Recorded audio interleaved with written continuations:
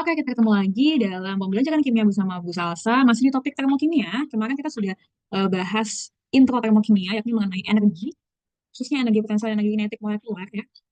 Sekarang kita masuk ke termokimianya langsung, tapi kita masuk ke basicnya dulu ya. Maksudnya ini adalah sebuah perkenalan juga. Sebuah topik, jadi termokimia ini adalah sebuah topik yang menyingkap secuil misteri jagat raya. Keren banget kan? Ini ada gambar nih. Ini gambar apa kira-kira? Gambar kamu lagi nyapu, ya kan? Kamu lagi piket di kelas, nyapuin robekan kertas yang temennya udah bikin jadi kotor kelasnya. Nah, ketika kamu ya menyapu potongan-potongan kertas menjadi satu tumpukan dalam pengki, apa yang terjadi?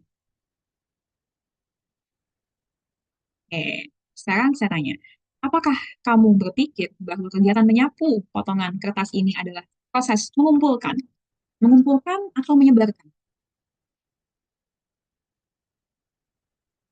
Oke, kalau kamu bilang itu mengumpulkan, mungkin kamu betul, ya. Tapi bagaimana bila menyapu sebenarnya itu adalah proses menyebarkan?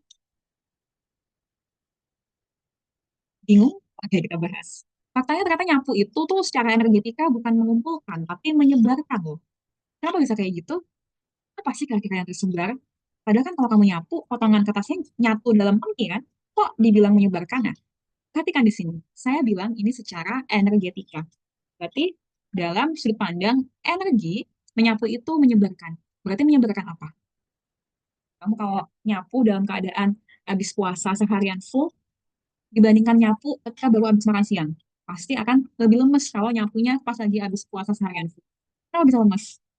Karena kamu nggak punya cukup energi untuk kamu bisa nyapuin itu sekelas gitu. Berarti kan kalau kamu nyapu, apa yang kamu sebarkan? Energinya. Kamu punya energi, ketika kamu nyapu, energinya itu kamu transfer ke gagang sapu, sehingga gagang sapunya bisa bergerak memungut sampah ke dalam pengki. Berarti energi kamu disebarkan ke sapu, ke potongan kertas, ke sampah-sampah lainnya, sehingga bisa bergerak masuk ke dalam pengki seperti itu. Nah, tadi kan kita sudah bahas energi ya di video sebelumnya. Jadi, pasti pernah dengar dong energi itu apa. Kalau kamu nonton dari awal videonya, apa itu energi? Kan untuk nyapu kita harus menggerakkan tubuh ya. Itu bisa bergerak kalau kamu punya energi yang cukup. Nah, bergerak itu melibatkan reaksi kimia dalam tubuh kamu yang menyebabkan ya nanti kalau kamu habis makan, coba kamu perhatiin, pasti suhu tubuh kamu akan lebih hangat gitu. Jadi kalau kamu kedinginan gitu kan, lapar gitu ya, itu kamu akan lebih mudah dingin. Tapi ketika kamu sudah makan, kamu akan merasa lebih hangat karena kamu sudah memiliki menyerap energi dari makanan yang kamu makan. Tapi kalau kamu nanti bekerja lagi, energi itu disebarin lagi ke lingkungan. Nah, ini makanan apa nih? Aduh, enak banget ya. Apa kira-kira ini? Yang perempuan biasanya tahu nih, kalau lagi kecapean, lagi stres, itu makannya biasanya makan seblak betul. Nah, ini apa sih maksudnya?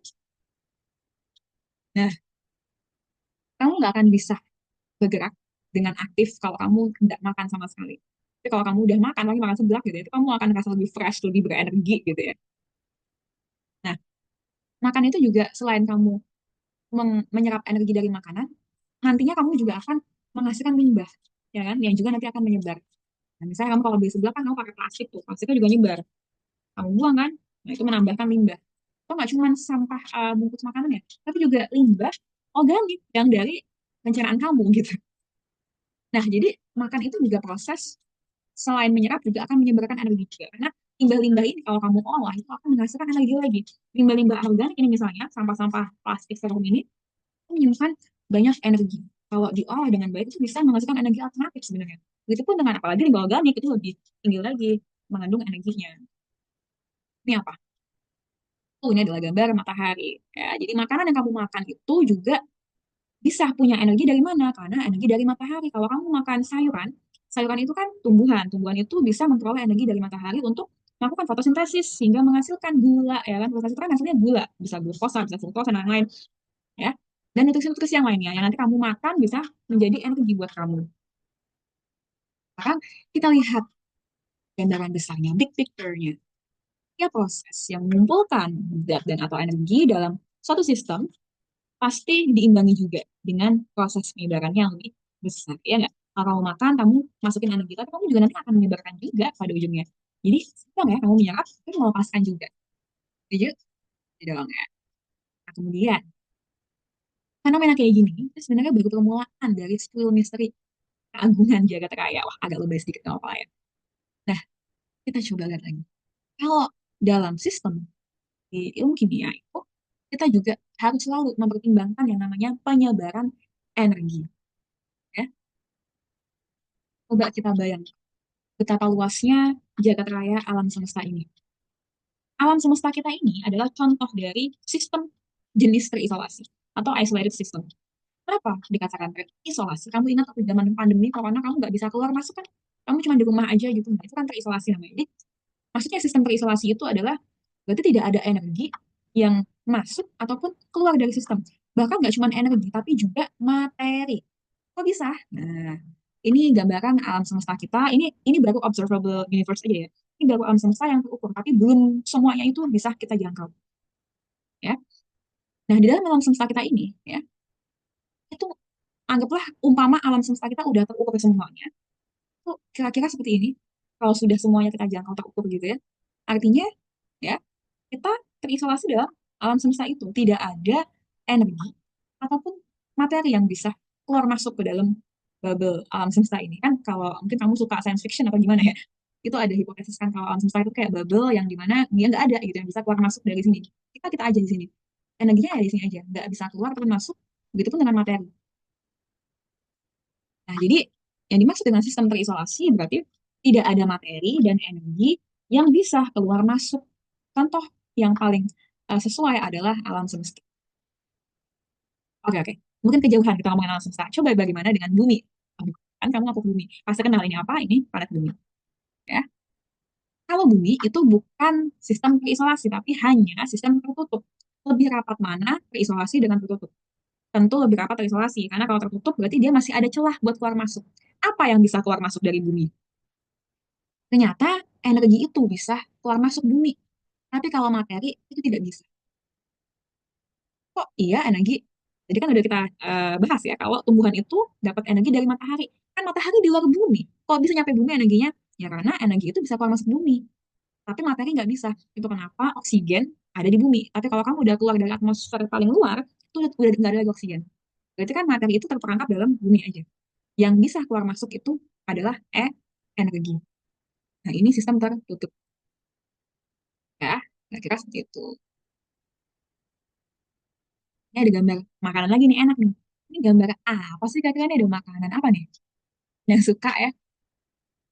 Sepertinya sih ini ya. Ini ayam ya atau apa ya? Saya juga lupa, itu soto ya. Dan ada jus juga, segelas jus gitu. Nah, kira-kira ini sistem apa? Kita udah bahas ada sistem terisolasi, ada sistem tertutup. Berarti yang ini sistem apa? Betul sekali, ini adalah sistem terbuka. Kenapa dikatakan terbuka? Karena baik itu energi maupun materi, keduanya bisa keluar masuk sistem. Kamu kalau taruh makanan di mangkok, anggaplah itu mie instan atau soto gitu, yang masih panas, kamu taruh di mangkok. Itu kalau kamu nggak tutup mangkoknya, makin lama dia akan menurun suhunya.